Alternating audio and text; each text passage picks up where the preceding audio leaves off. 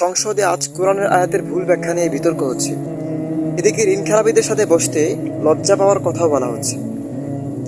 কিন্তু একজন সাধারণ মুসলিম হিসেবে ইসলাম আমাদেরকে কি শিক্ষা দেয়?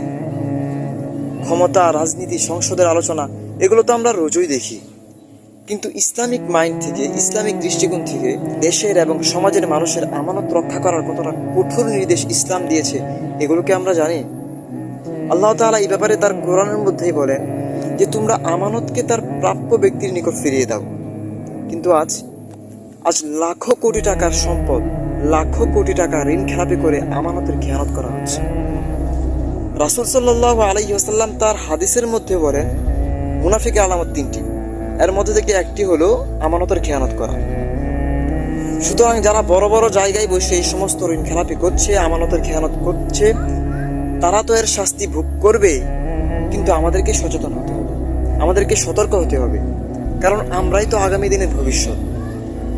আরে ভাই, দেশ তো তখনই বদলাবে যখন আপনি আমি ব্যক্তিগতভাবে ইসলামের সততার চর্চা শুরু করব।